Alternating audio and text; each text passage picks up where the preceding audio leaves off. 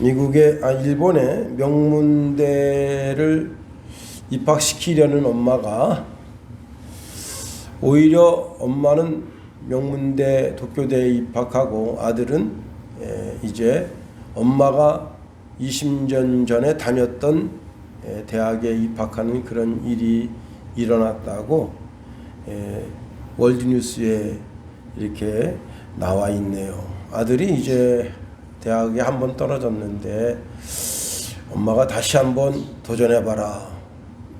엄마도 도쿄대를 목표로 하고 너도 도쿄대를 목표로 해서 한번 1년 동안 공부해보자 했는데 이제 아들은 2번 낙방해서 엄마가 20년 전에 다니던 대학에 도전해서 거기 합격하고 엄마는 도쿄대에 합격했다고 하는 겁니다.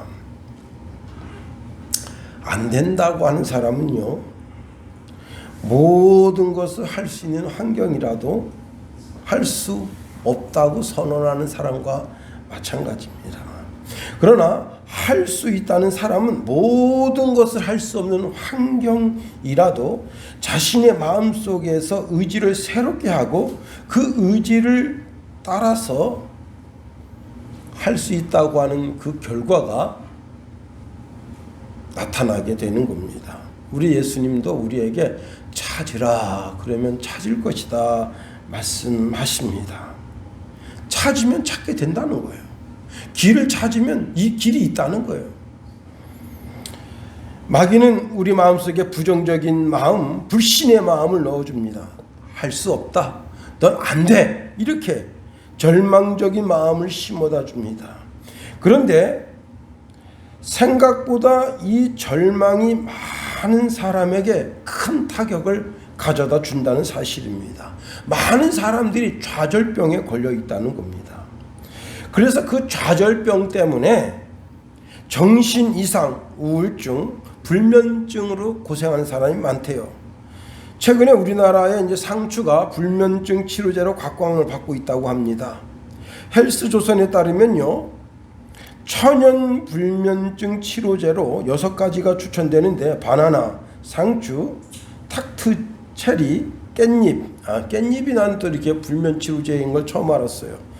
그러니까 허브티, 견과류가 그렇다고 하는데요. 그 중에서 우리나라에서 손쉽게 재배할 수 있는 것이 상추인데 전남농업기술원에서 이 상추를 먹으면 졸리다 라고 하는데 착안을 해서 이제 기능성 수면 건강 제품으로 만들었는데 이걸 가지고 흑사랑이라고 하는 제품을 만들었다고 합니다. 흑사랑. 혹시 불면증으로 고통당하는 분들이 있으면은요, 흑사랑은요, 수면 효과인 락투신 성분이 3.74mg이 들었는데 일반 상추에 124배가 들어있대요. 자, 식물에만 수면 기능이 있는 것이 아니라 여러분 올 한해 2022년도 수면 장애로 고통당하는 사람이 얼마 정도 되느냐? 120만 명입니다. 121만 명 정도가 수면으로 장애를 겪고 그 중에 이 불면증 때문에 거의 삶이 정상화되지 못하는 사람이 60만 정도 된대요. 이 설교를 듣고 다 흑사랑이 아니라 흑하랑 그 상추로 만든 제품 먹고 다 편히 쉴 수 있으면 좋을 것 같습니다. 근데 식물에만 수면 기능이 있는 것이 아니라 성경에도 수면 기능이 있습니다. 마태복음 1장을 보면요, 목사라도 잠이 올 때가 많아요. 마태복음 1장에 보면 아브라함과 다윗의 자손 예수 그리스도의 세가라. 아브라함은 이삭을 낳고 이삭은 야곱을 낳고 야곱은 유다와 그의 형제를 낳고 유다는 다말에게서 베레스와 세레를 낳고 세레스는 헤스론을 낳고 헤스론은 람을 낳고 람은 아미나답을 낳고 아미나답은 나손을 낳고 나손은 살몬을 낳고 살몬은 아합에게서 보아스를 낳고 보아스는 루색에서 오벳을 낳고 오벳은 이새를 낳고 이새는 다윗왕을 낳으니라. 졸리죠?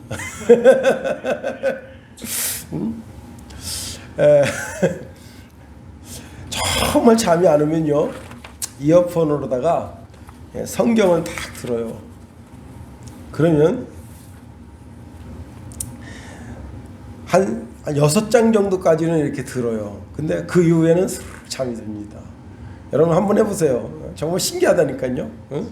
잠이 너무 안 온다. 그러면 MP3 이제 요한복음 같은 거 딱 들어요. 1장 쭉 듣고 2장 듣고 한 5장쯤 넘어가면 약간 졸리는데 6장 정도 되면 잠이 듭니다. 그러면 새벽에 일어나면 벌써 이게 1시간 반 정도면 요한복음이 끝나요. 그 다음에 이제 누가복음, 사도행전, 로마서, 고린도전서 거기까지 흘러가 있어요. 자, 우리 주님께서 모든 믿음의 권속들에게 소망을 주시는 말씀을 하십니다. 할 수 있거든이 무슨 말이냐. 믿는 자에겐 능치 못함이 없느니라 말씀하십니다. 제가 어제 그 어떤 프로그램을 잠깐 보는데 거기 이제 허재 아들 두 아들이 나왔어요. 허훈과 허웅이 나왔는데 그 허웅이라고 하는 아들이 자기는 지칠 때까지 운동한대요. 지칠 때까지. 지쳐서 쓰러질 때까지 운동하는데 보통 이제 9시 반 10시 되면 자기가 지쳐서 쓰러진대요. 그럼 집에 들어와서 샤워하고 11시에 잠을 잔답니다. 근데 자기가 그렇게 하게 된 이유는 뭐냐면 김연경 배구 선수가 있잖아요. 그 배구 선수가 이제 여러 사람하고 이제 이런 인터뷰하는 가운데 자기가 오늘 시합이 있었어요. 그러면 시합이 있더라도 저녁에 자기가 라카룸에 나가서 지칠 때까지 운동한대요. 더 이상 머리 하나 손가락 하나 이렇게 까딱댈 수 없을 정도로 지치도록 운동을 한대요. 그리고 잠을 잔다.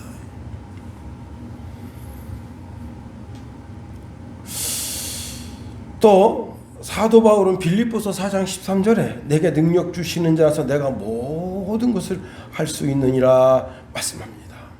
우리는 지금도 주의 전에 와서 주님의 위로와 격려를 받고 있는 겁니다. 우리가 예수를 믿고 교회 와서 목사님의 설교 말씀 듣고 그리고 설교 말씀 가운데 주님이 주시는 소망을 붙드니 우리가 한 걸음 한 걸음 신앙의 걸음을 걸어가게 되는 겁니다.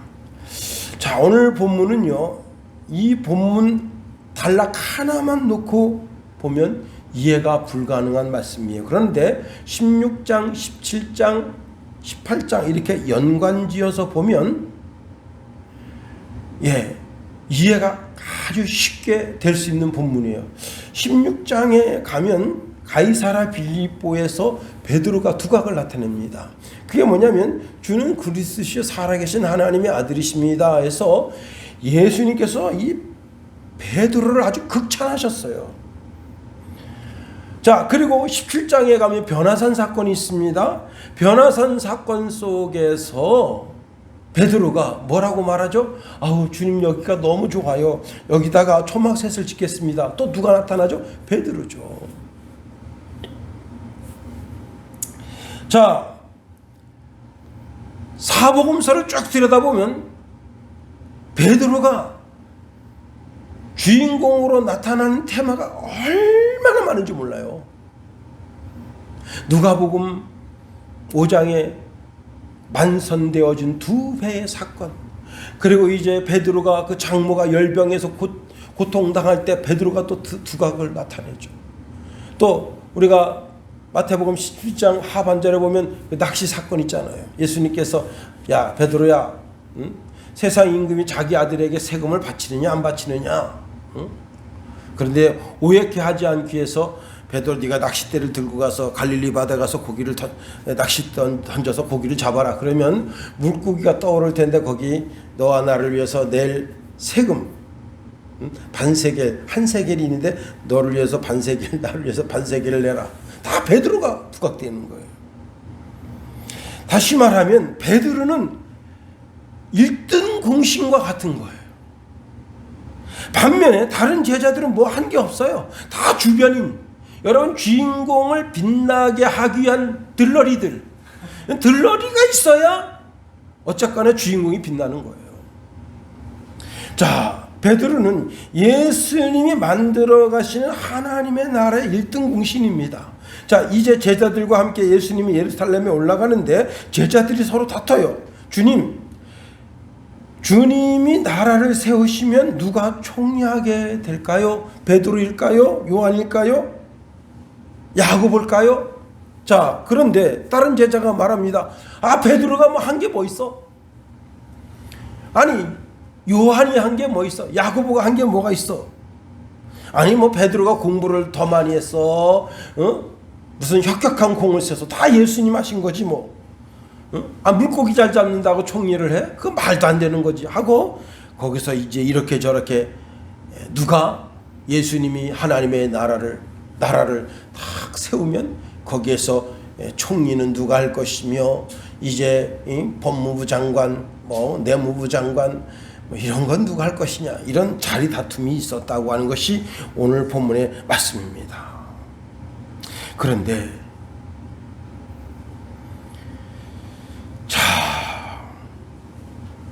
예수님은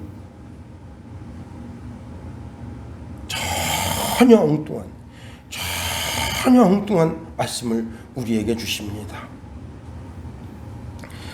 오히려 지극히 작은 어린 아이 하나를 데려다 놓고는 이렇게 말씀하셔요. 진실로 너희에게 말한다.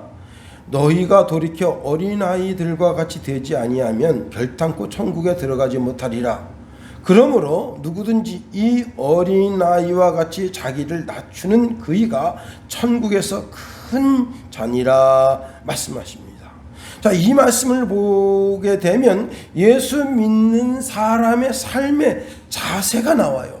3절에 보면 어린아이들과 같이 되는 것, 즉 천진난만한 순결한 신앙의 이상형이 나온다. 즉 겸손한 마음을 가지라는 거예요. 어린이는 본질상 연약해서 혼자 힘으로 살 수가 없어요. 부모님의 품을 의지할 수밖에 없어요. 그런데 어린애가 부모님 품을 의지하면 가장 편안하다. 그런 것처럼 모든 성도들은 어떻게 해요? 하나님 의지하라. 하나님 의지하는 신앙 되라. 4절에 보면 이런 말씀을 줍니다. 어린 아이와 같이 자기를 낮추는 것은 이라고 말씀. 우리 한번 4절 말씀 읽어볼까요? 4절 말씀 시작. 그러므로 누구든지 이 어린 아이와 같이 자기를 낮추는 그이가 천국에서 큰 잔이라.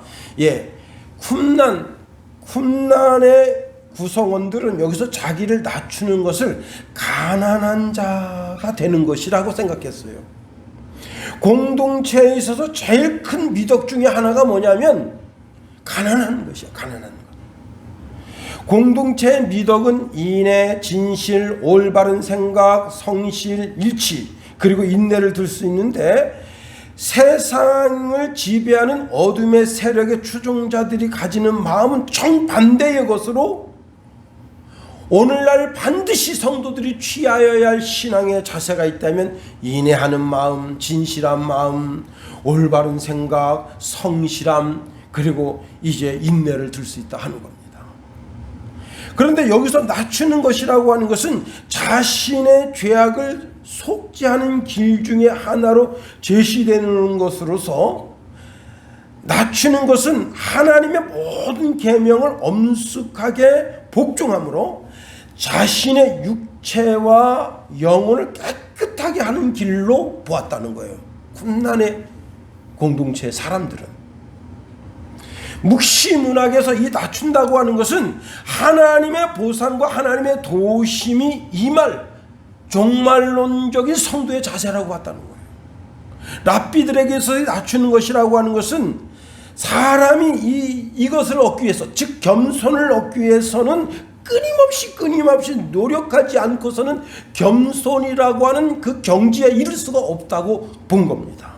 자, 지금 제자들이 다투는 것은 누가 섬기겠느냐고 하는 것 때문에 다투는 것이 아니라, 지금 제자들이 다투는 것은 누가 섬김을 받을까 라고 하는 것 때문에 다투는 거예요. 그러니까 오늘 제자들에게 있어서의, 제자들의 삶에 있어서 지금 포인트와 낮춘다고 하는 단어의 포인트는 전혀 다릅니다. 예수님은 하나님의 나라에 있어서 누가 날 알아주지 않나 그런 마음 안 된다는 거예요. 그런 교만한 목을 곧게 세우는 어리석은 태도는 꿈에도 생각하지 말라는 거예요. 그것은 진정 주님의 제자의 모습이 아니라는 거예요. 나는 오늘 누굴 만나서 어떻게 섬길까 하는 마음의 자세를 가지라는 거예요. 여러분 현대 정주영 회장이 이제 한참 사우디아라비아에서 그 건설 현장에서 막 공사를 하는데 서울에서 이제 회장이 온다니까 비행기가 좀 이제 막 연착되고 그러면 늦게 가는데 좀 빨리 갔어요. 한 3시간 일찍 그 노동 현장 사무실에 갔더니 카페트 깔고 막 난리 났어요. 회장이 딱 들어서 뒷짐지고 있으면서 너들 뭐 하느냐 그랬더니 깜짝 놀란 거예요. 아, 회장님 오신다 해서 카페트를 깔고 있습니다. 이런 이 미친놈의 새끼들 말이야. 응?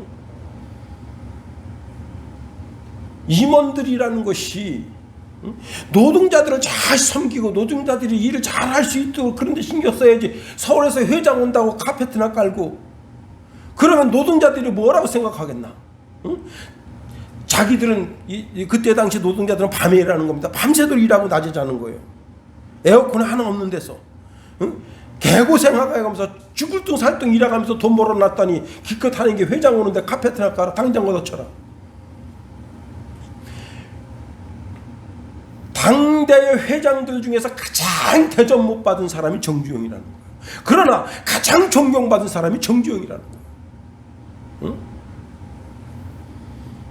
모든 노동자들이 정주영 앞에 고개 숙이지 않는 사람이 없었다는 거예요. 여러분 정주영 갔다가 최고급 여러분 아랍의 그 카페트가 얼마나 유명합니까? 응? 몇 억짜리가 있잖아요. 깔아 우리 회장님 이런데 앉으시면 좋아하겠지. 아니라는 거예요. 내가 오늘 누굴 만나면 내가 어떻게 섬길까?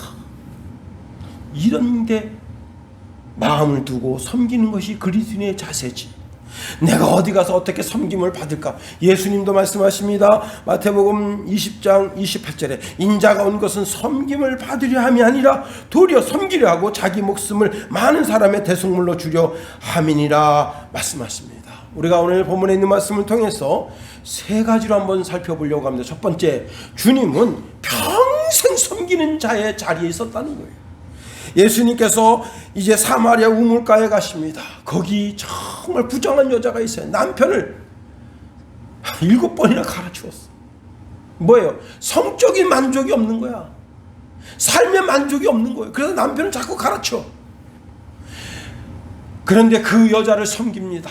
거기서 그 여자를 만나서 그 여자에게 하나님의 진리의 도를 말씀해주고 진정한 만족은 하나님을 섬기는 데서 만족이 온다.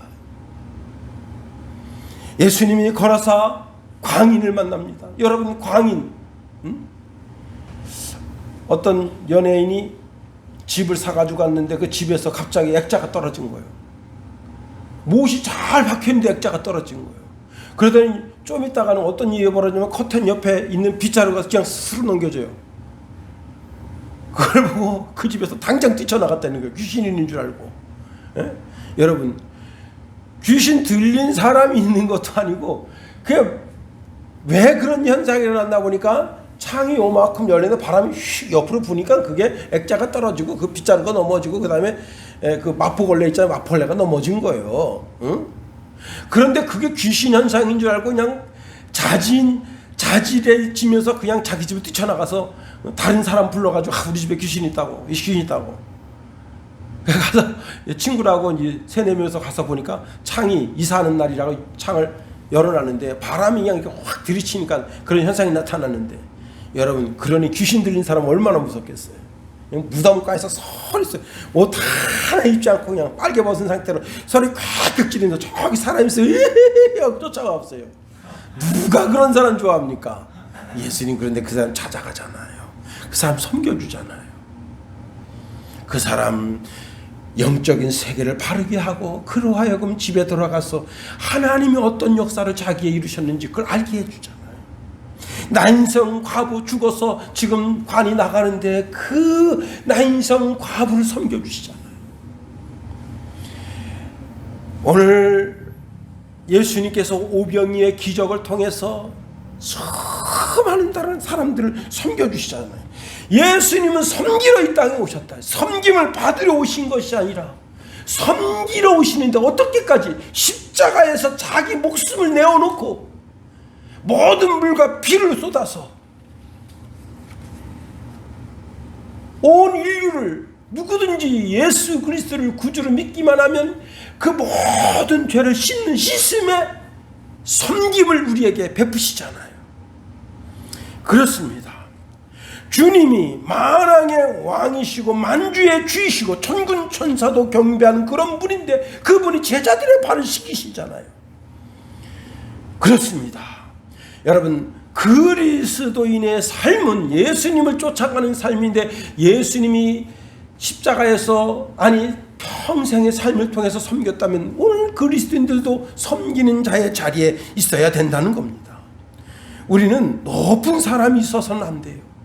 주님이 낮아지셔서 제자들을 섬겼는데 교회에서 내가 목삼내 하고 목에다 힘주면 그 사람은 하나님의 사람이 아닌 겁니다. 저도 늘 낮추는 자세로 살아갑니다. 말씀으로 섬기고 기도로 섬기고 매일 아침 기도로 섬기고 내가 목사님 하고 목에다 힘주는 거 여러분 보셨어요? 못 봤지? 그렇습니다. 내가 결혼했으면 아내를 섬기고 아내는 남편을 섬기고 제가 우리 집에서 빨래 널죠. 빨래 또 개죠. 신발이 좀 삐뚤어져 있으면 한참 그런 걸 못 봐. 신발이 이렇게 삐뚤어져 있으면 그걸 못 봐요. 막 있으면 그게 마음이 불편해. 그래서 이것도 무슨 정신질환 중에 하나인가. 그걸 꼭 정리를 해야 돼. 개수대에 막 있으면 그걸 못 봐.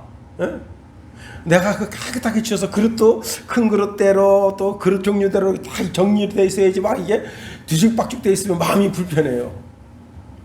그런 마음 주신 하나님께 감사하고 식탁 위에 그냥 밥솥 있고 그 다음에 이제 그 토스터기 있고 그 다음에 우물주전자 이렇게 나란히 있어야지 이게 뒤죽박죽 됐으면 이게 불편해. 그래서 꼭 정리를 하는 거예요. 그리고 그 유리 위에 거기 깨끗해야 돼. 뭐 그냥 막 국물 같은 게 있으면 불편해. 왜? 내가 섬긴다. 우리 김성찬이가 어디 가면 그 방 들어가서 봅니다. 이불 개판 5분 전이죠. 그럼 또 섬겨줘. 우리 성훈이가 어디 갑니다. 그럼 그 방에 들어가서 책장이 좀 잘 정리돼 있나? 책장 거기 책가 그 책장 그 텀에 먼지 있나? 애가 기관지가 약한데 먼지 떨어집니다. 이불 정리해 줍니다. 시골집 가서도 마찬가지예요. 늘 섬기는 자 중에 있기를 원한다. 여러분, 부자인 채로 죽는 것을 정말 부끄러운 일이다라고 한 말 한 분이 있는데 그 사람이 누구냐? 철광왕 카네기입니다. 카네기가 자기 그 철광 회사를 모건에게 팔았어요. 모건에게 얼마로 팔았는가 하면 4억 9,200만 달러. 그때 당시 일본 1년 예산이 1억 3천만 달러였는데 4억 9,200만 달러면 이게 얼마나 많은 돈이에요. 어마어마한 돈으로 그 자기 철강 회사를 JP 모건에게 판 거예요.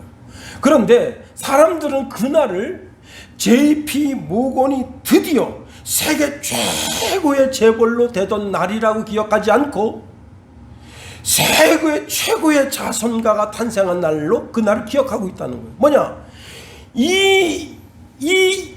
내 진짜 이 말씀 듣고 카네기가 그 돈을 받아가지고 뭘 했느냐? 2억 5천만 달러를 가지고 사재를 털어서 미국 전역에 2,500개의 도서관을 세워주고 헌납했고, 카네기 회관, 카네기 공과대학, 카네기 교육진흥재단 이런 것을 만들어서 사회에다 환원하는데 3억 달러를 기증했다는 거예요. 그리고는 죽으면서 부자인 채로 죽는 것을 부끄러운 줄 알라. 그러니까 미국에서는 기부운동이 활발하게 일어납니다. 여러분 크게 되세요. 정말 크게 되세요.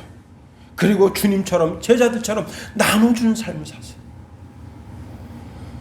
여러분 자리 다툼하지 말고 섬기는 자 중에 있어야 되는 겁니다.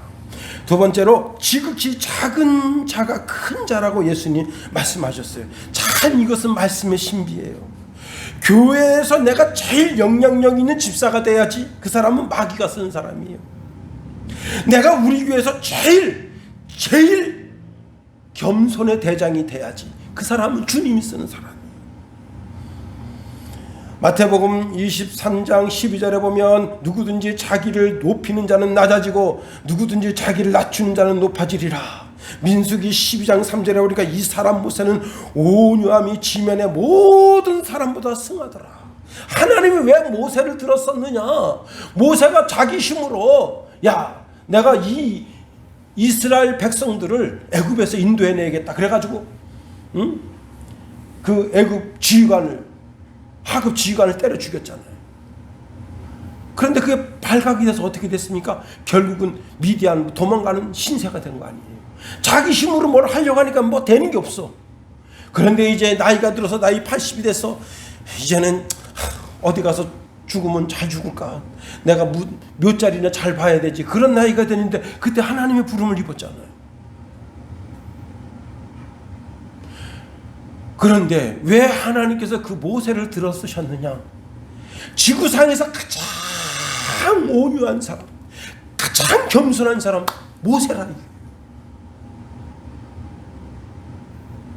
자기를 낮추고 또 낮췄어.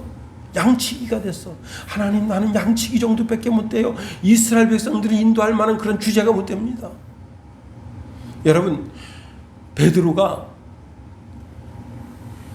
신앙에서 완전히 그냥 개박살났어. 요즘 말로 말하면 도저히 회복될 수 없을 정도까지 된 거예요. 예수님 면전에서 3번 부인한 게 문제가 아닙니다. 예수님 부활하신 무덤문을 가서 들여다보고도 베드로는 어떻게 했어요? 나는 고기 잡으러 갈란다. 이렇게 된 거예요. 면목이 안 서는 거예요. 면목이. 베드로가 완전히 개박살됐어요. 완전히 이건 진짜 완전히 신앙 실패한 거예요. 삶이 완전히 박살난 거예요. 그래가지고 자기 따르는 꼬붕들 데리고 이제 물고기 잡으러 갔는데 물고기가 그날 안 잡혀요. 근데 그때 주님 찾아오셨어요. 내 양을 먹이라, 내 양을 치라, 내 양을 먹이라. 만일 베드로가 여러분 예수님 그 3번 부인하지 않고 그때 신앙으로 막 견뎌서 이겼으면요 절대 예수님 제자 안 합니다. 베드로는 뭐가 되느냐? 이단교주 되는 거예요. 이단교주. 지같이 힘으로 지 능력으로 뭘 하려고. 그런데 완전히 깨지고 개박살 되니까 그때서 주님께 찾아오셔서 내 양을 먹이라, 내 양을 치라, 내 양을 먹이라 하니까 내가 주님 사랑하니 주님 말씀 따라 살게요. 그리고 다시 예루살렘에 올라와서 마가다락방에서 기도하다가 성령 받고 그렇게 쓰임 받은 거예요. 여러분 구약의 사울 왕도 왜 하나님이 사울을 왕으로 들어 쓰셨느냐? 제일 겸손한 사람이 사울이었기 때문에 그가 교만하지 않고 계속 하나님 말씀대로 살았더라면 하나님 그를 멋지게 쓰셨을 거예요. 근데 그가 교만하니까 하나님 그를 버리신 거예요.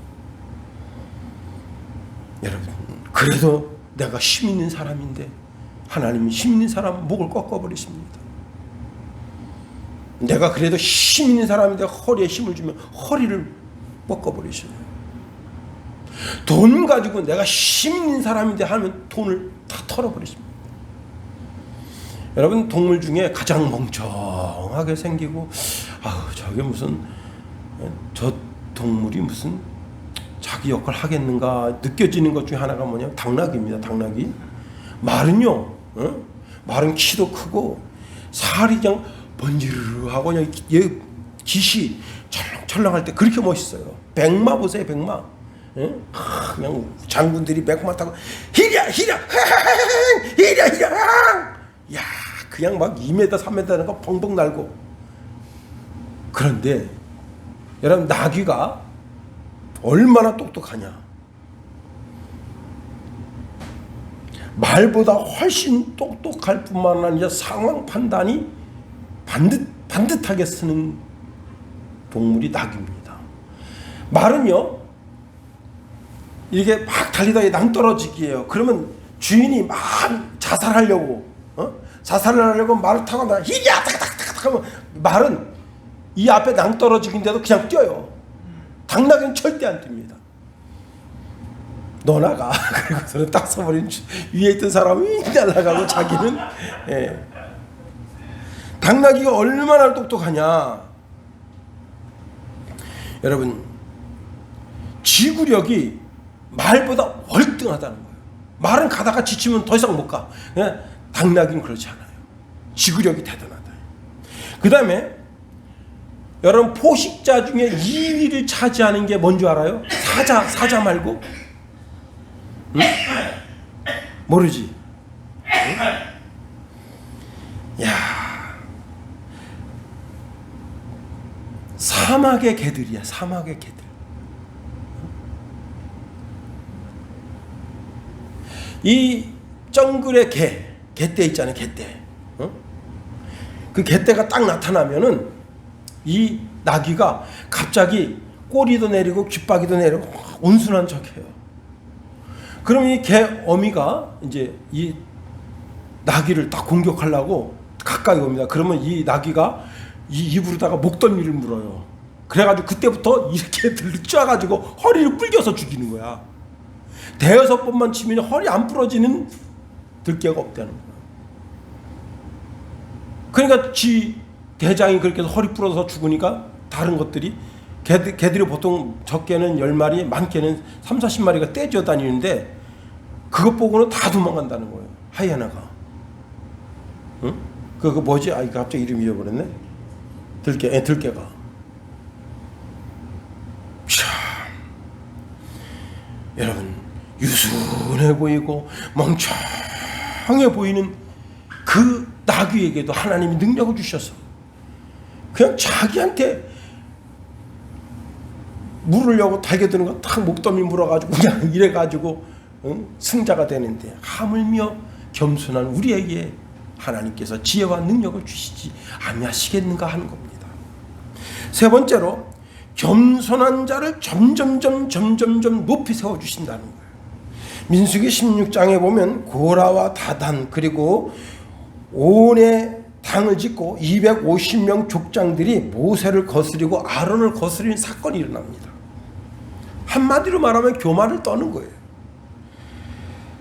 저들이 이렇게 말합니다. 너희가 분수에 지나도다 회중이 다 각각 거룩하고 여호와께서도 그들 중에 계시거늘 너희가 어찌하여 여호와의 총회 위에 스스로 높이느냐 하면서 모세와 아론을 대대적으로 비판하면서 까는 거예요. 그런데 그가 모든 말을 마치자마자 땅이 쫙 갈라지면서 고라와 다단 그리고 온이 그냥 땅 속으로 빨려 들어갔어요. 최근에 중국에서 어떤 일이 생겼느냐.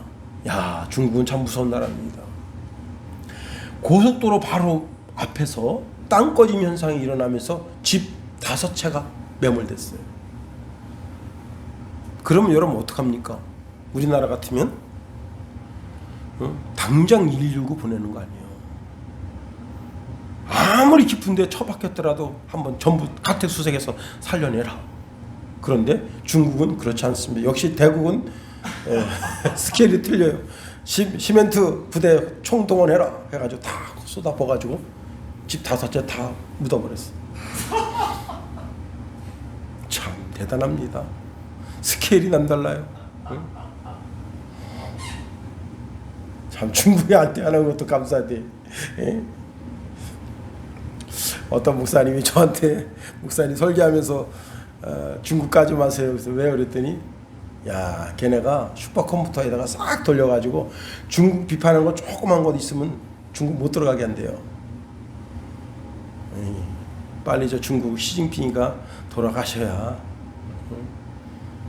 복음의 길도 다시 열리고 또 선교사들도 가서 마음껏 복음 전하고 그러지. 하든지 간에 땅이 쫙 갈라지면서 고라와 다단 그리고 옥이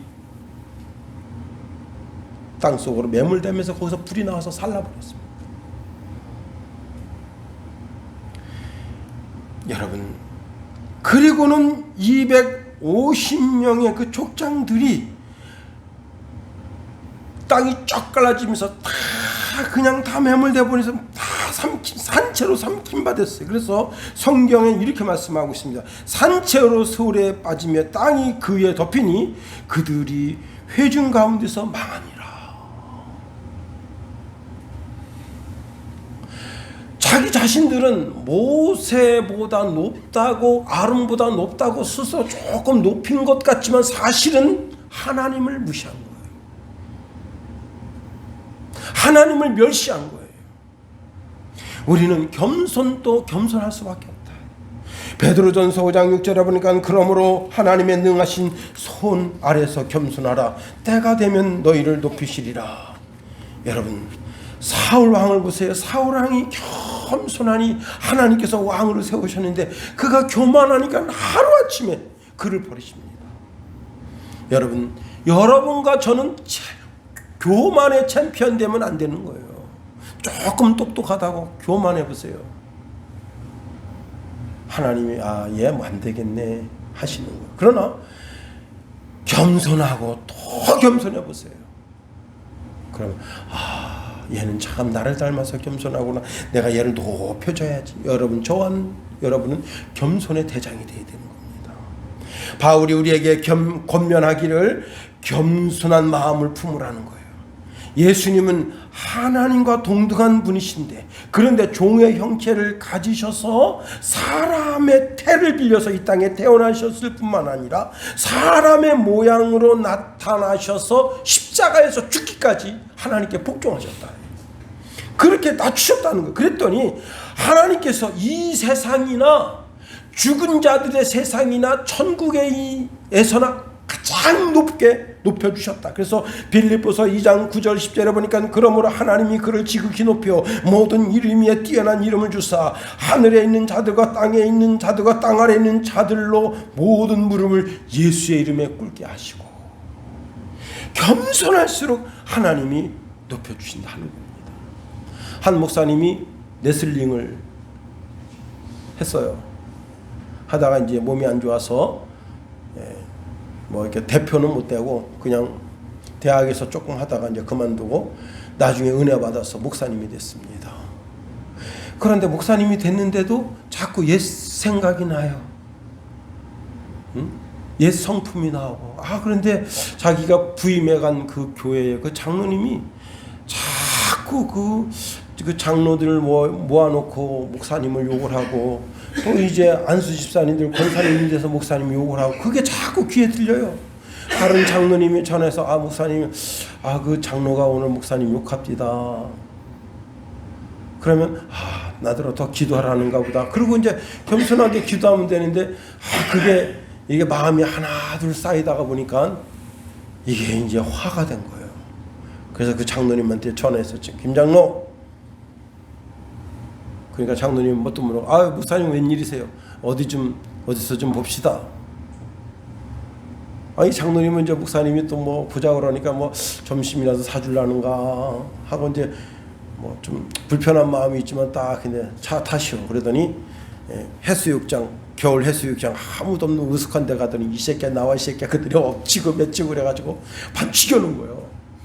장로님을. 그리고 너 새끼 잘 들어. 너 내가 오늘 너 때렸다는 거 어디 새 나가면 넌 그때 너 죽는 줄 알아. 내가 옛날에 유도한 거 알지? 레슬링한 거 알지? 그땐 너 죽고 나 죽는 거야. 그리고 차 태워서 집에 보냈어.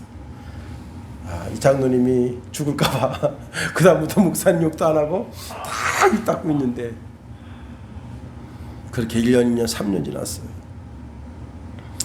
목사님도 까맣게 있고 그 장로님도 이제 어느 정도 마음에 꽁 하는 게 있지만 어디 가서 입 버렸다가 자기 죽을 것 같으니까 예? 근데 이 목사님이 이제 총회 이제 거기 딱 갔는데 거기서 붕해를 하는 거예요. 근데 거기서 은혜를 많이 받았는데 막 자기 죄를 막 통해 자복하며 회개하는데 막 가다가 탁 걸린 거예요. 장로를 그 해수욕장에서 배듯이 팼었지. 그래가지고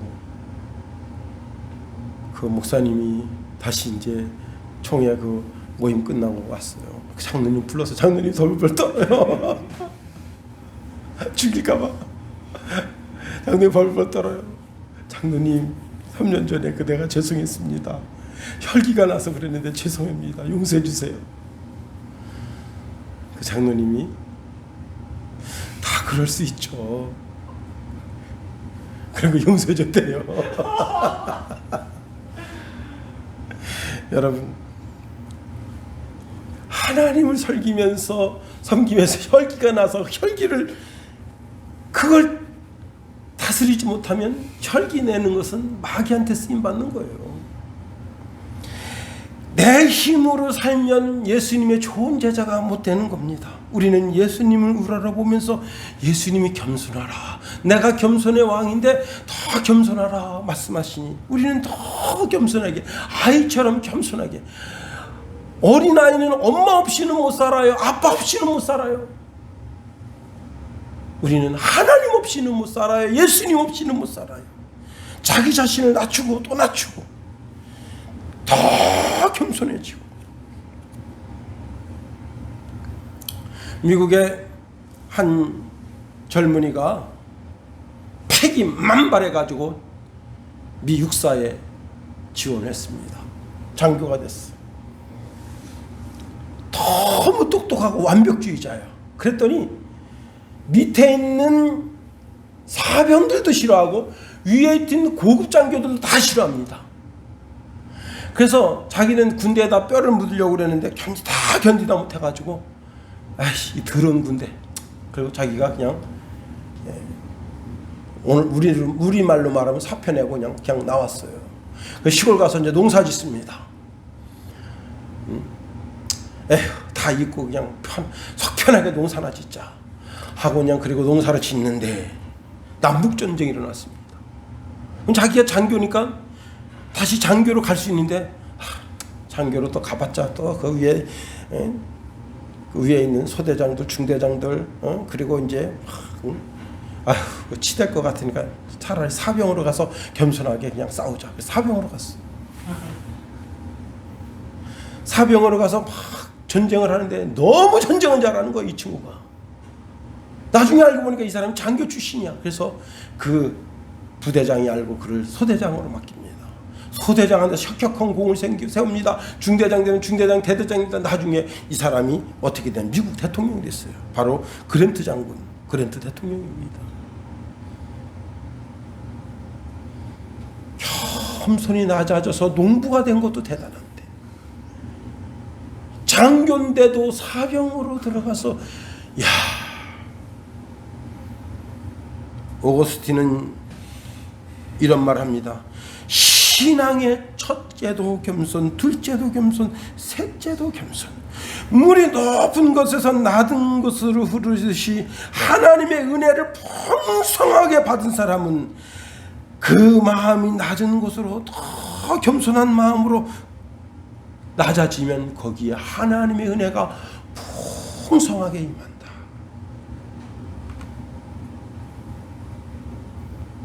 예루살렘에 예수님 올라가서 하나님의 나라를 완성하면 영의정 돼야지, 좌의정 돼야지, 총리 돼야지, 한동훈처럼 똑똑한 법무부 장관 돼야지. 아닙니다. 더 겸손히 낮아져서 섬긴다면 모든 사람이 그 사람을 우러러보고 하나님도 그 사람 세워주시는 복된 인물이 되는 겁니다. 한 주간 어느 형편과 처지에 있든지 여러분은 예수님처럼 겸손히 섬기는 자 중에 있게 되기를 예수님의 이름으로 축원해 드립니다. 기도하겠습니다. 하나님, 우리를 붙드시며 인도하소서. 예수님이 겸손의 왕으로 오셨다면 우리도 겸손의 제자가 되고 겸손의 성도가 돼서 섬기는 자 중에 있게 되기를 원합니다. 주여, 가정에서 섬기고 친구들을 섬기고 교수님을 섬기고 후배들을 섬기고 상사를 섬기고 후배를 섬기며 섬기는 자 중에서 하나님의 영광을 멋지게 드러내는 우리가 다 되게 하소서. 예수님 이름으로 감사하며 기도합니다. 아멘.